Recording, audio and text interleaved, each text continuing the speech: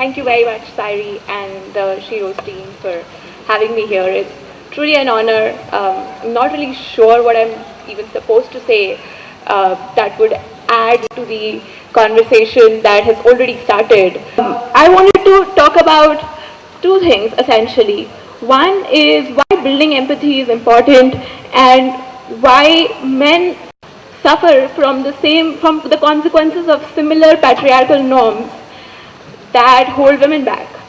Success for us is the day your gender stops being an issue. It stops being a factor. As a woman, at least I can stand here and speak that. At least as a privileged woman, I can do that. But how many men can comfortably say that I just want to stay at home, raise a family, and raise my kids without a huge social pressure on them to exceed in career terms and in material terms? Because even today, the unsaid expectation is that for men, having a career and material success, whichever way we define it, is non-optional. That is the factor to which their identities are linked, much conventionally, much the same way as for women, their identities used to be linked by, motherhood and things like that. I think it is hugely disempowering for men, just as much as it is for women. It is a divide that stops men and women from being the person they could be, being the person they want to be, and being as happy as they possibly As I was mentioning earlier, I was just workaholic. Now, yes, in office I am workaholic, but at home I am homoholic. So it's changed. We have a new term here, a homoholic. Yeah, so it's changed quite a bit. Earlier, even at home, I used to carry work. Now, I try not, first of all, I'm not carrying any work at home. That's for sure. I try not to take my working thoughts also at home, which sometimes I am able to. But actually the intent would be if I can be at home physically and mentally both. That's the journey which I am undergoing at this point of time. And I think credit of that goes to the kids which came into the life, and there was an expectation. And as I was mentioning, that the expectation was not in words, but I could sense.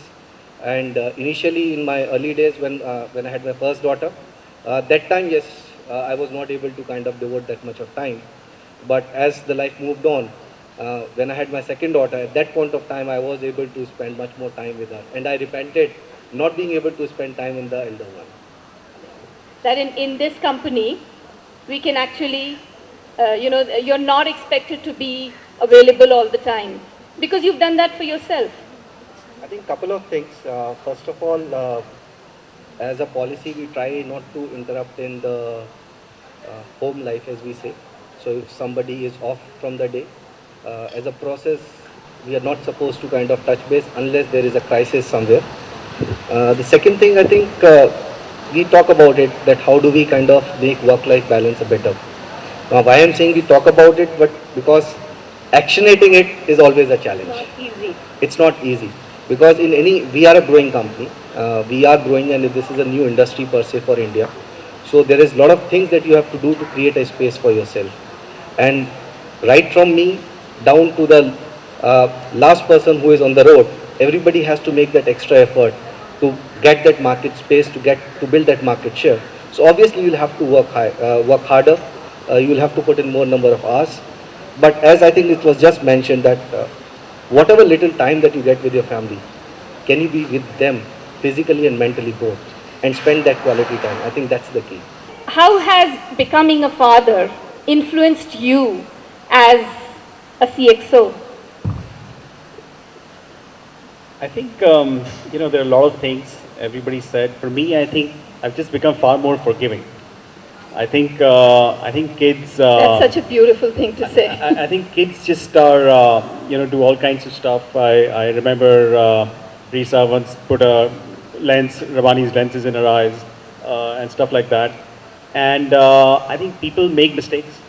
And earlier I was less forgiving of those mistakes. I have to say I was more successful. No, I'm just kidding. But I think grown-ups make mistakes too. And I think I've learned, at least I've tried to learn, that it's best to let mistakes play out and be empowered and learn on your own a little bit versus kind of always sort of show the path or even sort of, take people to task. So I think for me, I think the big thing has just been sort of learning to forgive a little bit more and understanding the way it plays out. I think if one thing I could point out, it would be that. I started this company of mine about 3 months back. And before that, for 5 years, I was the head of Xbox business in India with Microsoft. So the losing bit in our house used to be on the console only, pretty much. But, just coming to this whole notion of how do we deal with kids and what do we learn from them and what can we teach them, in return. For me, what has really worked has been the fact that I have given my son the space. My name is Aditi Mittal, and it is such an honor to be here at SHEROES. Can we have a round of applause for everyone who is at the event tonight? And the other day, I was walking down the street, and I think I met who my future husband might be, because he was one of those guys that made a sound. Please tell me if you're familiar with this sound. It goes something like this. It's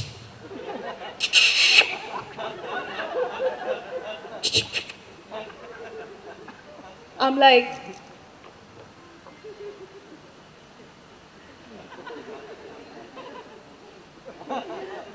hold still, my beating heart. You had me at.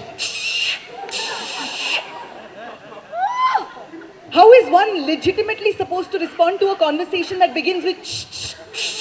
I'm like, arr. And sometimes just to kind of, in a bit to get your attention, sometimes they'll yell out like flattering comparisons. Hey, Karna Kapoor! Hey, must jarili Karna Kapoor! Huh? Who is this flattering to? This woman is size 0 IQ level C. What if I was like, hey, Ompuri, must jarila Vivek Oberoi? Nahi hota hai na? Nahi hota hai. And sometimes it's not even full sentences. Sometimes it's just random words. Hey, jeans! Must tight hai tera jeans! I was like, oh, it's not even me you're attracted to anymore. I can see you standing there by a Levi's counter just masturbating furiously. Oh, boot cut must hai. We cannot sit on the toilet without the fear that someone is just gonna kick in the door and be like, kya aapka toilet hai 100% कीटाणु मुक्त? भाई साहब आपको watchman ने नहीं रोका. This is so embarrassing. कुंडी वुंडी तोड़ के आ गए. चाय लेंगे कुछ. It is all about the Kitanus. Today, what is a scene? Like, what is this is the schedule of a Kitanu? Because every time the microscope is on them, it looks like a scene from MTV Grind. They're just like, hey, मैं Kitanu, मैं party कर रहा हूँ. So please stop it. And then the product will come, wipe away the Kitanus.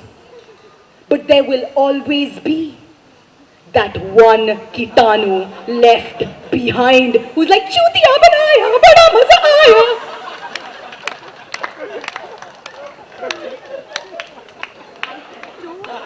Can I hear a round of applause, ladies and gentlemen? My name is Aditi Mittal. Thank you so much for having me.